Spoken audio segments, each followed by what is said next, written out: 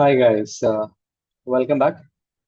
Today's session is basically relating to discussing about what is the examining technique relating to your audit risk and the recommendation question that is coming in double A. Okay. So before going into that exam technique, let's discuss about what is that difference? What is the difference of a risk that is related to business and what is an audit risk? What is an audit risk? As you know already, an audit risk is a risk that the auditor will be expressing a difference in opinion or a different opinion that is not there in the financial statement. For example, the financial statement might have a misstatement, but the auditor is actually wrongly giving an opinion. Not no, that financial statement does not have that particular risk over there. That is the audit risk. And we briefly broken that particular thing into two. Basically, we have the risk of misstatement that is coming from the uh, management side, and there is one particular thing that is coming from the auditor side, which is detection risk. The auditor failing to detect something. Now, the risk of material misstatement would be coming into further subdivided into, we would say, for inherent risks that is there inside that particular business. Even if you are not putting any controls, also they have that particular kind of risk. Okay.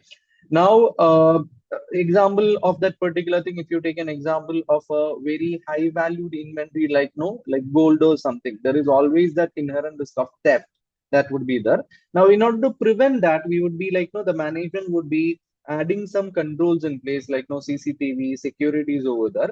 Now, what is the control risk? That security or CCTV is not catching up that event of theft. Okay, they are not able to prevent that or detect that particular theft. That is a control risk that is happening over there. So these two things will combine the risk of material misstatement and along with the detection risk. Okay, something has been passed out and the auditor will not be able to or were not able to detect such kind of a misstatement is the detection risk, which could come from again two things, which is no one is a sampling risk. So meaning the sample you have selected is not representative of the population from which you have selected the sample to test on, or it would be relating to some non-sampling risk, which might be talking about all the other things like it's a new client. We were not able to get more details about the client, time limitations, auditors inexperience. All those things can be leading to this particular part in that particular area. So in total, this is the audit risk. So never confuse a business risk and an audit risk in that particular question, because if you write a business risk over there, you will not be getting any marks for that. Okay. So how to see this? Now, when you define an audit risk, okay, it always needs to mention impact on the financial statement. Okay, if that risk is having an impact on the financial statement, normally no, we'll be having an understatement or overstatement or change in that particular value that we are having, or a misstatement basically. If it is having that particular effect, yes, will be having an auditor. So normally business risk will be there, and the risk if touching on the financial statement thing, then it becomes an audit risk. We'll see to that in detail. We'll explain this two things in different also in this particular case. Okay. Courtesy to Kaplan, will be using one particular question that from no Kaplan revision kit over here to do this particular exam technique and that particular thing. But answering that particular part, first before answering that particular part, let's look into that exam technique, what you need to consider. I will share my screen with you, then we will go ahead with explanation of that particular technique over here. Yes. Okay, I'm sharing my entire screen with you. Okay. Now, as you can see over here, you can see an Excel where I've listed down that particular exam techniques I suggest to my students over here, which will be used to answer that particular question. Okay.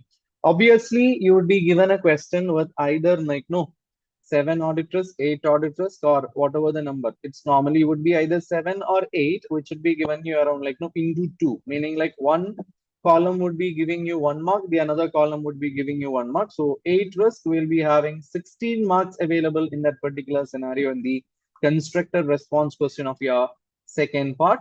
And we will be having maybe it's 7, then it is 14. So kind of a particular thing over here. So how to answer this? They would have given you a pre-formatted table-like thing. One would be like no audit risk, one will be an audit response. You just need to enter your answer relating to that particular thing. Now, in order to get that 1 mark in this particular part of audit risk, hoping that you are seeing my screen. Okay, so meaning like we'll be having that particular 1 mark that would be relating to this particular audit risk part. And audit risk part, it's very, very simple. I would say very, very simple to get us 1 mark in. What to do? You need to identify that particular situation which is giving, okay, which is stating from the question, read through the question, identify that, okay, what is coming in over here. So you're identifying that particular situation, and it's a simple task. Okay, you can copy paste the situation from there, from the question, copy paste that from the question. Okay, you copy paste the situation from the question, and that would be your marks. No, 0.5. It's only 0.5. I'll repeat, it's only 0.5. Identifying that particular thing. Okay. Now, what is a 0.5 rest is? We need to consider why is that a particular risk. Okay, you've identified a situation from the question, yes, and why that is a risk. Why that is a risk? Simple. Okay, there was a required treatment by law or accounting standard. Okay, okay, but the company not followed it. So it could be that the company is not following that particular thing. Okay, required treatment is something else, and what is there in the financial statement could be different. That could be the one case. For example, if you take, let's say that, okay, there is a particular saying over there, if there is a inventory that is having a value, like no, the treatment in the IAS 2 is basically the inventory should be kept in the financial statement at a figure which is lower of cost and NRV. So if that NRV is not being taken into consideration, instead of NRV, they are taking some other methods and comparing and taking it in. That is a violation of that particular accounting standard, which is a particular problem. Now, due to which, what will be the negative impact that would be having? What due to this situation, what will the negative impact that will be having over that? Now, taking that example of inventory again, okay, the inventory provision, if you have not put in, or let's say that NRV, if you are not restated to below, the inventory in that particular could be overstated. So the negative impact on FS could be either overstated, or understated, or it would be misstated. Okay. Now, three things: overstated, understated, or misstated. Okay. Normally, your answer would be touching on the negative impacts on the overstatement part or the understatement part. But there are in some situations, like take an example of an inventory count. Okay, where there is a possibility that if it is not done properly, you might double count something or you might miss on counting something. So there is a possibility that for understatement and overstatement together, on such incidents only, you can use the word misstatement, because there is basically there could be an overstatement, there could be an understatement also. So in that situation only, we can use this particular thing over there. That is the situation. Okay. Now, if you write these three things, if you write these three things, you will be having what? You will be having this particular 1 mark over here. Now, where the students will be using or losing marks is that either they identify a situation, directly jump into what? What is that negative impact on the FS? They are not able to explain why that is that particular risk over there that we need to consider. Okay, one thing to be noted over here, if it is a detection risk, it will not have a negative impact on FS, like no overstatement, understatement, or misstatement. It would have a general thing, meaning like financial statement would be there, but we are failing. So any risk of material misstatement would be negative impact on FS. You will be writing that particular thing. But if it is a detection risk, like a new client, okay, you didn't have time to get about understanding about the client, that could be that particular thing. So as a overall, it would be affecting the financial statement figures. So it is a kind of a detection risk. You miss on something. So when you are writing a response, or when you are writing or the answer for a detection risk, you will not be normally writing the negative impact, but for all other risk of material misstatement, either an inherent or control risk, you need to write on the negative impact over there. Now to get that 1 mark, in the auditor response session, three things needs to be looked on, or the first two things is the major thing over here. Point number one, okay, you have identified a particular risk over there. How to reduce that particular risk, you need to think. And in order to reduce that particular risk, what is the procedure you need to write? And that procedure should tailor in reducing that particular risk. Okay, for example, if there is a risk on valuation of inventory, then you need to write down the procedure to check that valuation of inventory instead of looking at the completeness of inventory. Okay, or FR, like no, you are writing procedures to test receivable. So it's kind of not okay with, like no, it's to be tailored, aligned with that particular risk you have identified. The procedure should be like that. And majority of these particular procedures are your substantive procedures, which would be another section of question. But the substantive procedures we are not writing in detail over here, but we are writing, okay, what should be done relating to that particular part. Okay, so that is your auditor response. What the auditor can do or can plan to reduce this particular audit risk while they are conducting a particular audit fieldwork. That is what we are considering over here. So this is with the exam technique. And one thing to be noted over here, okay, in your audit response section, please don't write, okay, the accounting treatment. Okay, this is how they should do. That is management related stuff. No, you should not do. We will say that, no, in general, we can say that advise or ask the management whether the treatment as per this being followed or not, that we can write. That is, there is not an issue for that. But I generally say don't take that as well. Okay. But if you are writing, if you are mentioning any accounting standard name over there, it's okay to mention that, but don't explain any treatment inside that auditor response section. Okay. If you want to explain that treatment, take it into the left side, which is like, why is that a risk? You can explain it over there. You will gain mark for that. But in the auditor response section, please don't explain. What, no, auditor is not there to write that particular responses over there, or what to do be done over there. We need to verify, we need to check. That is only we are looking into. So that is what we have to see. So this is an exam technique relating to auditor risk and response section. If you follow this particular approach, okay, out of 16, if it is 8 responses out of 16, okay, practice the question twice, meaning like, no, the essence is basically take around like, no, 6 or 7 questions. Okay, take around 6 or 7 questions, practice that particular questions, and you will have that particular like, no, knowledge gained from this, no, at least twice. You do it at least twice. Doing meaning you have to actually type it, actually type your answer. That is how it is. It's not about reading. Okay, take that book, read, or take that site, read. Not going to work. Not going to work. So what you need to do, take that particular question. Okay, using this particular exam technique, if you do it twice at least for one question, and almost like, 6, 7 questions we are doing from this audit risk and response part, I'll guarantee you, you will be getting around like 90% marks minimum on this particular part, even if you miss out some. And one thing you need to note down in that audit risk and response question, if they ask 8, the examiner is asking 8, the examiner will give you around like 11 risk in that particular scenario. So if you look into that, you can get whole marks in. You can get whole marks also relating to that part. One more thing to note down. Now the students might always know, if there is 11, should I write 11 so that I get full marks? No, you will not get full marks if you are writing 11. If they specifically ask 8, write 8 proper responses and for the audit risk you have identified. Okay, what you can do, you can identify all the 11. Out of that, which of the 8, which are out of 11, which of the 8 you can write? Which 8 you can write better on this, following this particular exam technique? You can take that and write it. That would be the better option to do. Even if you write 9 instead of 8, the examiner will be considering what out of the 9, which is the best 8, he will be marking on that particular thing only. So careful.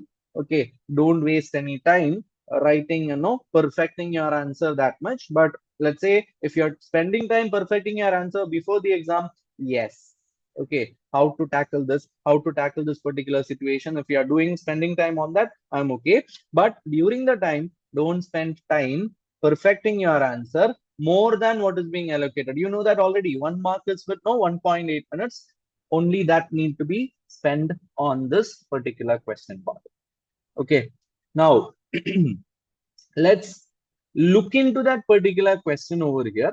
Let's look into that particular question over here, and basically, we will be basically considering, will be basically considering what that particular question of Lapis. We'll read through that. The first thing is identifying part, then I'll take you through how to tackle that particular thing. So we'll consider first what we'll be looking into how to identify this particular thing. So always this particular question, whenever you are getting a particular question, read it from back. That is what I normally tell my students over here. Okay, read it from back. So your question 202 in the as per your Kaplan revision kit. Okay, 202 is basically about Lapis, asking for the first part we are not discussing right now. This category is called straightforward bookish knowledge question, which we'll take later. Okay, right now B, they are asking about 8 auditors can explain the auditor's response relating to that. That is a point over there. That is the point over there. Now, what I need to do? What I need to do? Yes, guys, what I need to do? I need to identify 8 auditors from this particular situation. Yes. Okay. Yeah, we need to identify 8 auditors relating to this particular situation. Now, let's go into that particular area. Okay. Let's consider, let's consider.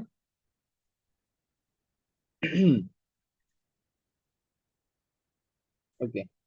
So we are taking that particular highlighting over here to understand where you are standing right now. You are at 1st July 20x5 in this particular question, and you are an audit supervisor who is going to plan the audit. You are at the planning stage, okay, which is the company, Lapis company, and the year end is 30th September. So you are standing at 1st July. We have July, August, and September, 3 months till the final meaning or till the year end over there. Okay. And the figures that is given over here is like profit for the year or revenue. That is for calculating the materiality amount. We need to discuss that particular part later, not right now. I'm not touching that particular part. Now the planning meeting notes. So all the particular things will be coming. Okay. This is your client planning the audit of this particular thing, and this is not a new client. If it is a new client, they would have planning the audit of a new client. They would have already been mentioned over there. Since this is not a new client, we don't have. New client is actually a particular detection risk, basically. Okay. If it is a case, they would have mentioned, which is not being mentioned over here. Now, let's read to the planning meeting minutes. Lapis company manufactures televisions at 6 factories located across Europe and purchases most of its raw materials from overseas suppliers. And these raw materials are shipped directly to one of the company's factories, and the goods are usually in transit for up to 6 weeks. Lapis company has the responsibility for goods in transit for the point of dispatch from the supplier. I have highlighted a particular 3 sentences or 3 lines over here, which is indicating a particular risk again over here. What is a risk over here? Now let's consider the first part is done, copy paste. Copy paste is done. Now, why this highlighted thing is a risk over here? Why that particular thing is a risk over here? Okay, you can consider there is a responsibility when the control of the goods is being passed. Okay, at the dispatch, at the point of dispatch. For example, there is a port of the supplier from which it is being loaded onto the ship or loaded onto a particular aeroplane or any vehicle that you are considering.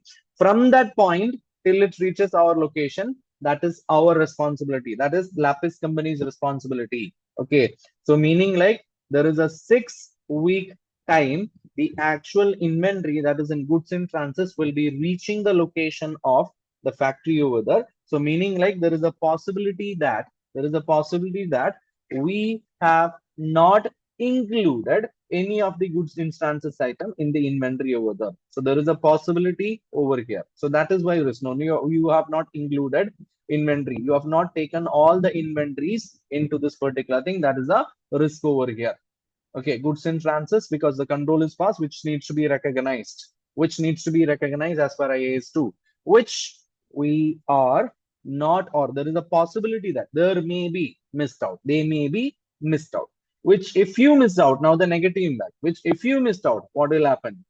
What will happen? Okay, the inventories would be understated. Inventory would be understated. Normally what happens, you prepare something called a goods received note. You check that goods received note on that particular note and you take and record this particular thing over here. That is what happened. No, GRN is used for cutoff. GRN is used for cutoff.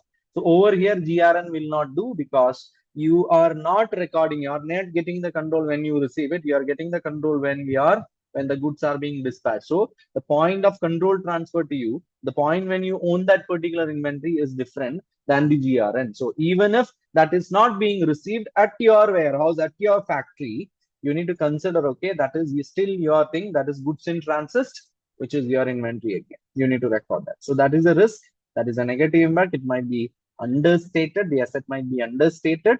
That is a problem. So what we need to consider over here as an auditor response, we need to minimize the way in which, okay, we are missing out on that particular any goods in transit item. What we can do, elaborate or check on that particular cutoff. Do the purchase cutoff for the sampling for the purchase cutoff. You can extend for 6 weeks and take all the post year end things to see that whether that has been recorded properly or not. Okay. Take the documentation. What is that documentation on dispatch that is being given by the supplier? Match it. Then no, the same things are received post year end. We have to cross check on that particular thing. That is the responses we'll be having it over there. So we touched all the points. No, wait, identify the situation, copy paste, why it is this, as per IFRS, as per accounting standard. Once a control has been passed, this is owned by this particular thing. It is to be included in inventory. There is a chance, since there is a goods in transit of 6 weeks, there is a chance that they may miss out on this particular inventory. That is why it is a risk. And if they miss out, the impact on IFRS would be your inventory would be understated relating to this particular part. That is the first section part we'll be doing. Okay, that is the first risk. Okay, how to answer, how to type it in, I'll let you know later. Let's first identify what all the particular risks we can see from this particular area. The company's internal audit department undertakes control testing across all factories, visiting each site at least once every year. The audit manager has discussed with the finance director that the external audit team may rely on the control testing which is carried out by the internal audit department. Again, the particular thing, auditor, I have selected this particular thing from this. Okay, now relying on the work done by an internal auditor will be giving rise to a detection risk, not the risk of material misstatement, detection risk. I am relying a third party, okay, and their work basically. But in order to do that particular thing, if you simply rely on that particular thing, then there will be problems. You need to first check what? Whether that particular person is competent enough, whether that person has some no, is unbiased or independent, has that particular has that competence to do it, has that experience to do it. All those particular things needs to be assessed before even considering that particular thing. And some of the thing, no, whatever work they have done may have a different scope also. We need to consider what is our scope, and we need to check that if the scope is matching and all the other points are ticking off, then only we can use that as the treatment. That is how we'll be using it. So even if we are using it, before using that particular thing, as an auditor, you need to conduct some tests of what they have done. Okay, can we rely on that particular thing? Then only we'll be relying on that particular part. That is the case over here. Okay, so that is that another risk. The company sells television to wholesale customers and directly to individual members. So we'll be having company website sales also. We'll be having wholesale customer also. Now, a significant wholesale customer has recently informed Lapis company that it's experiencing financial difficulties. However, the FD, finance director, indicated that allowance for account receivable is not required. Now, let's see. Your customer is facing a difficulty. Assume that he is owing you some particular money. It's in the receivable. It's a wholesale customer owing you some particular money. He is facing some financial difficulty. Will he be able to pay you or not? That is the question. Will you be able to pay you or not? There is doubtfulness. There is question mark that is being raised over there. There is a question mark that is being raised over there. Okay, whether he will be able to pay you or not. So if you have a doubtful particular thing, as per the IFRS, we need to create provision for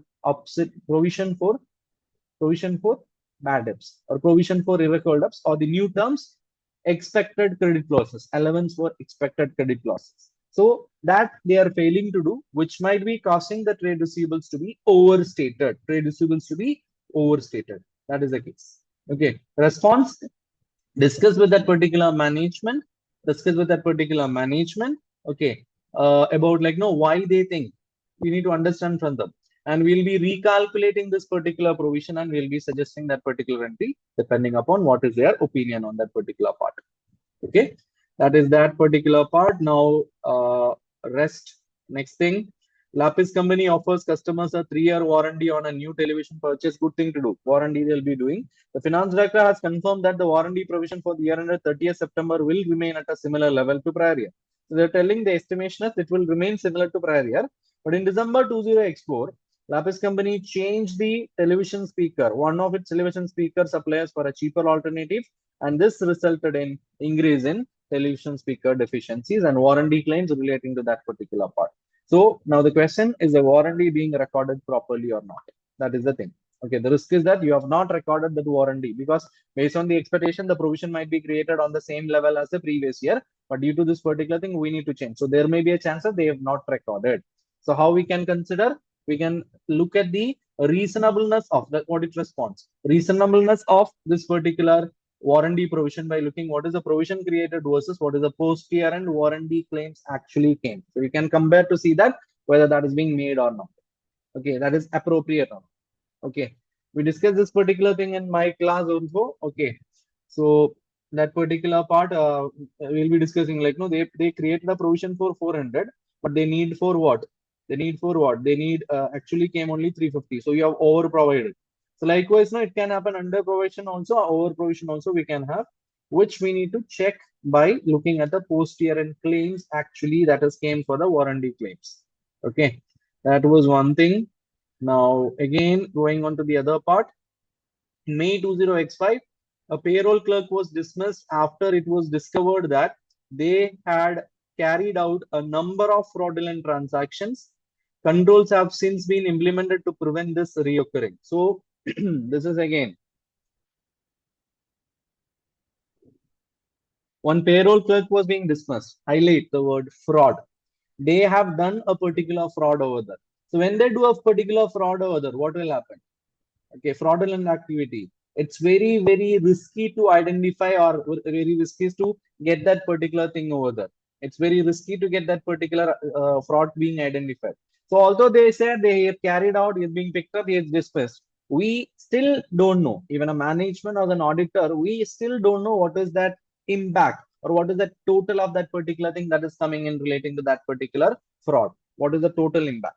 Okay, the first thing, okay, fraud, it's fraud, it is affecting the overall financial statements. You will say no, it might this payroll thing, they would have overstated the payroll expenses relating to that. They would have taken this particular thing into like, no, what kind of fraud we need to consider.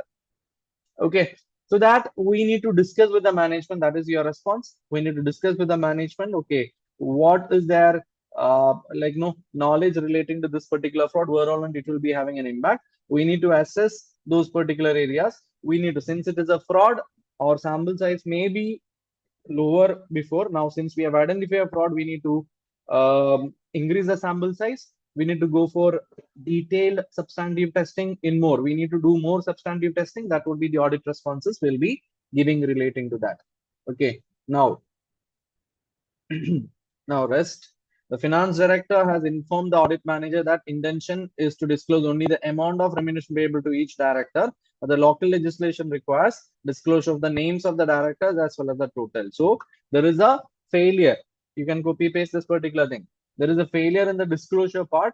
As per the local law, you need to know, give the name and the amount payable to them. But finance director suggesting only total amounts paid to the directors is being given, not individual names, which is violating a particular law, which would be having a disclosure. Non-disclosure part would be there. So it would not be disclosed. Disclosure has not been given properly. That is the impact on the financial statements. Okay. So this is again a risk. You are not giving the required related disclosure as per requirement of, I said, either IFRS or let's say a law related part. Okay. Now, Going in again, okay. What is the response relating to this thing? What is the response relating to this particular thing? Simple no. Simple no. For example, discuss with the finance director why. You need to get the reason behind that particular thing. See what is the legal requirement in detail and prepare that particular thing and suggest them for presenting that particular thing. That would be your audit response relating to that part. One of the Lapis company suppliers is offering the company an annual rebate on the condition that it will purchase a minimum number of units by 30th September 20x5. The amount of the rebate will be claimed in November 20x5, and it is likely from the orders placed to date and forecast orders that Lapis company will exceed the minimum volume required to claim this rebate. Therefore, it is anticipated that draft financial statements will include a receivable of 0.8 million. Either you can copy paste the whole or this particular line. Why? This is again something receivable. No, this is something of a coming under IAS 37, provision, contingent liabilities, and contingent assets. Okay. The rule we need to look into over here is that you can only recognize an asset relating to something that is being no receivable when it becomes virtually certain. Virtually certain. You cannot recognize if it is probable. You cannot recognize if it is basically like no possible also. You need to like if it is. If I need to record that 0.8 million in my financial statement, we need to be absolutely 100% certain that you are going to receive that particular thing, which does not appear to be the case in this particular scenario because it's only likely. It's likely. Okay. So meaning even like no close to 50% also, you will not be recognizing that. If it is more than 50%, when it's becoming probable, yes, you can disclose that fact, not recognizing a particular receivable. That is what we are looking into. Okay. So that was the particular risk over there.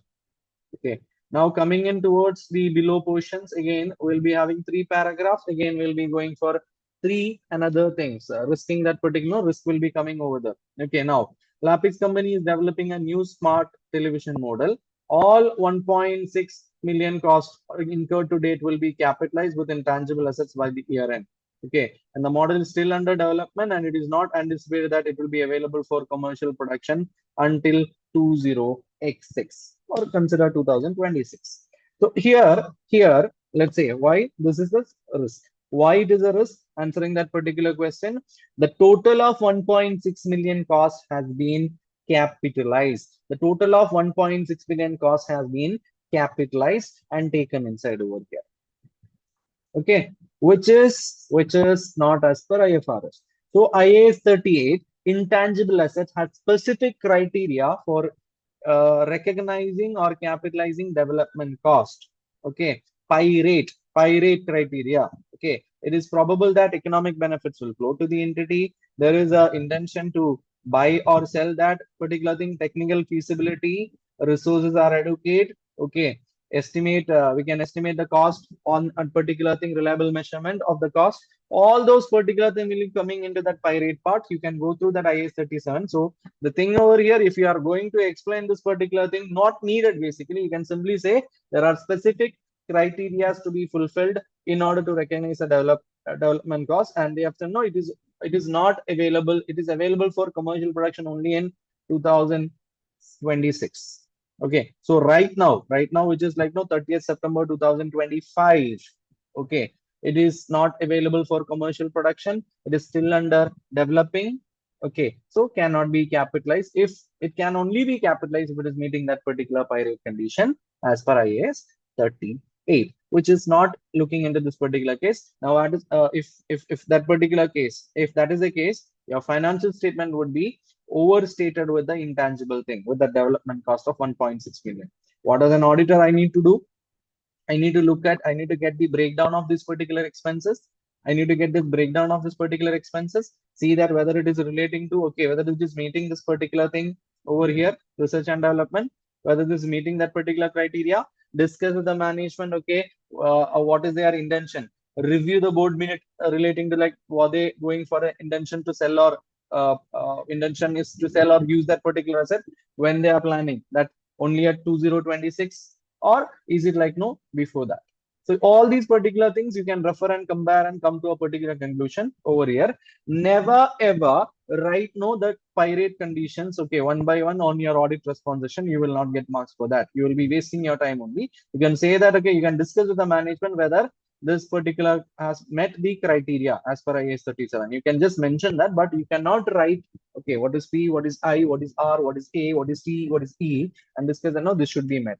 Not needed. Not needed for gaining the marks. You will be only wasting your time writing it down here. You're wasting time on another question.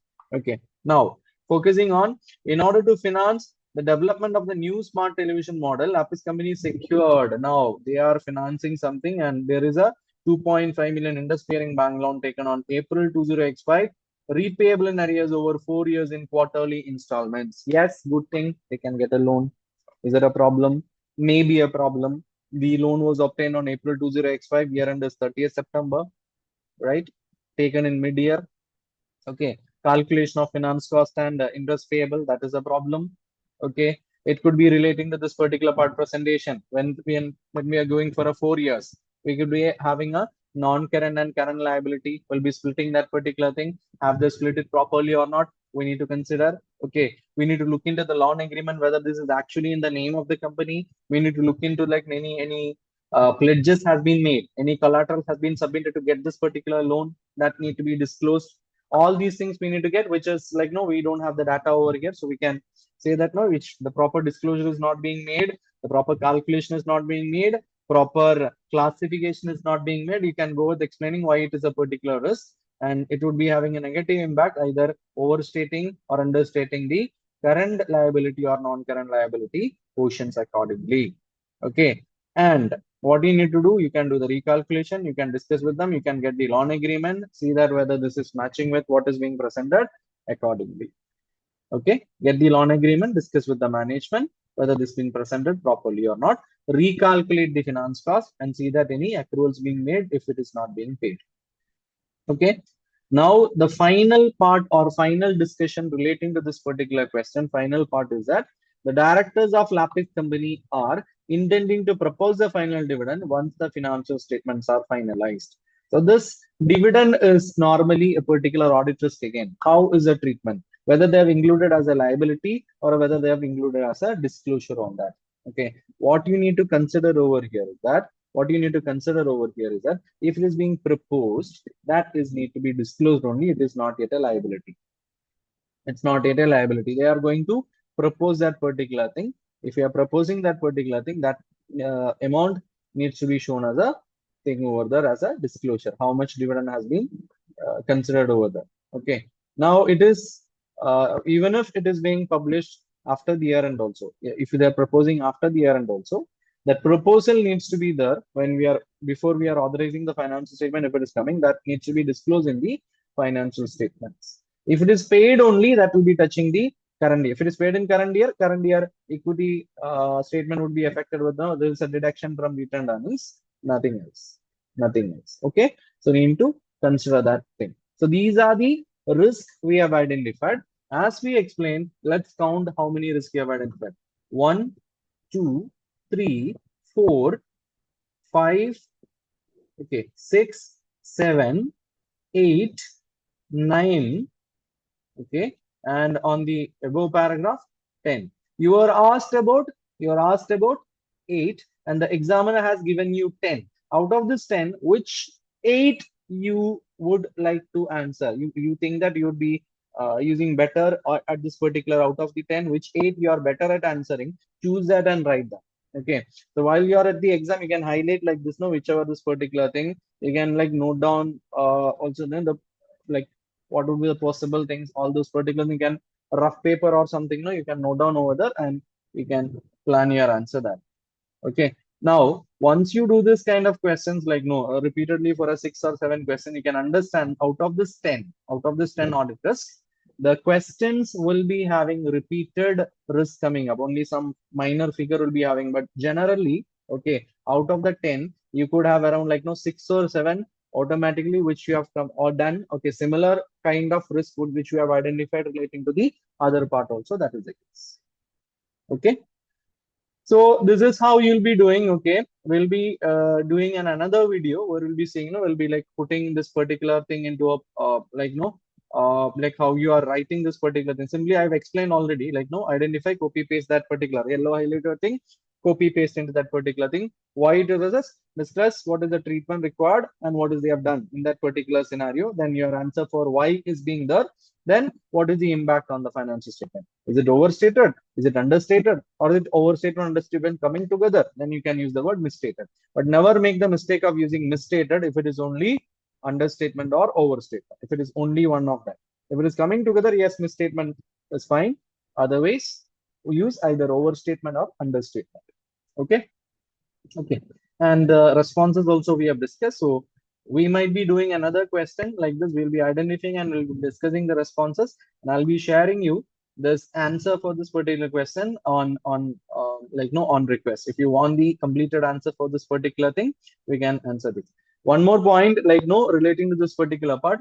If you are comparing the answer, okay, to Kaplan or even to BPP or in any other answer kit, you will not be seeing like this split in most of the question. Okay, what I need you guys, okay, you can refer the answer. That is good, not a problem. You can refer the answer, but better thing like you plan your answer like this. Okay, you need to like rather than having paragraph, one paragraph, one paragraph, like why is the risk and negative impact. If you're going for one paragraph, there is a possibility that you miss on any of the point. Either you miss on why or you miss on the negative impact. So break it down into three paragraph. Okay, this is for your understanding only, guys. Like this identify situation, why is that a risk, negative impact. Okay, on your final exam, don't give the headings. On your final exam, don't give these headings, but you have three paragraphs. One paragraph for identifying the situation, one paragraph for why that is a risk, and one paragraph for what is the negative impact.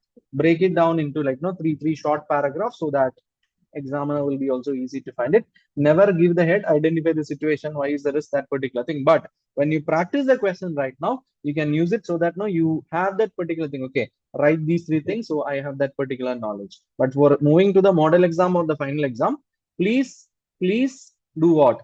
Please do remove that particular headings, put into that and see that. Okay, now you can see that particular answers if you want to refer to, or try the question first and then refer to this particular. You have already came up with this particular, write as your own and try the answer first. And I'll be sharing you this particular thing also, my answer also. Okay. Yes. So that's it for today, guys. So any doubts on this particular questions, please reach out to this YouTube, or you can reach out me on like Suma Tutor. I'm available on Instagram also. So you can reach out me there also. We will be doing further sessions. So this is relating to audit, risk and responses part. Please do prepare at least, I'm repeating that, please do prepare at least 6 or 7 questions. And in Kaplan revision kit, if you are using, you can see that they have the latest questions, okay, till September 23 or September, December 23. They have the latest question in their kit. Order, like, from section, start from the latest question. So if you do that particular question, that would be very good. Okay. If you're not able to do all the questions, we might be having 18 questions maybe. So if you are doing all the questions, that is also good. But minimum, for a bare minimum, you need to complete at least 7 questions. That too, twice you have to type the answer, not read. Type the answer. Okay. So that is the thing. So that's it for today, guys. Signing off now. Any doubts, as I mentioned, you can reach out to me on YouTube also. You can reach out to me on my Instagram channel also. Over there, we will discuss shortly relating to this particular. We will come up with a new topic. Okay, on a very next day, the exam technique on other areas of the audit will be having it. We'll be discussing. Okay. Till then, signing off. Bye, guys.